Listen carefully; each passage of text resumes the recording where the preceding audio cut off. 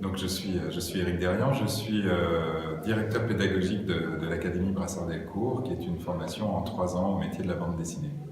Donc l'Académie forme en fait des jeunes aspirants auteurs. On les accompagne le mieux possible, le plus individuellement possible. On travaille avec des petites promotions de façon à pouvoir rester assez proche d'eux et éviter surtout un traitement trop général qui les formaterait et du coup ferait perdre un petit peu l'intérêt de leurs travaux personnels.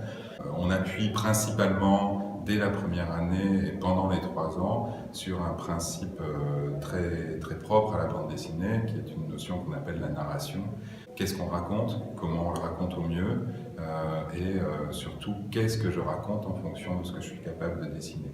On communique sur nos travaux et les travaux de nos étudiants avec une mise en avant de leurs travaux puisque c'est ça le plus important. Lors de journées portes ouvertes, on en a 2 par an, là c'est la première. On communique sur les portes ouvertes de façon à ce que des personnes que l'on ne connaisse pas viennent se présenter et on en profite aussi pour maintenir un petit peu le contact avec des gens qu'on a pu déjà rencontrer, soit en salon, soit sur les réseaux sociaux pour regarder leurs travaux, parler un petit peu de leur perspective et savoir si notre formation pourrait leur convenir.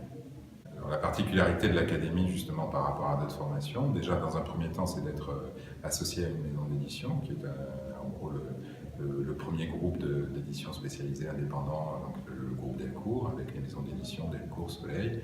La particularité de chacune de nos promotions est d'être parrainé pendant toute leur formation, donc pendant 3 ans, d'être parrainé par un auteur renommé et en activité.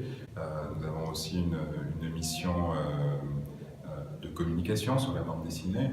On accueille là pour la première fois la première exposition sur patrimonial, en fait, sur le patrimoine de la bande dessinée, avec une remise en avant du travail d'un auteur aujourd'hui décédé qui s'appelait Michel Crespin. Nous avons deux belles salles avec une exposition de plus de 40 originaux de Michel, dont des inédits. Et cette exposition sera visible sur rendez-vous, c'est pour des visites privées ici à l'Académie.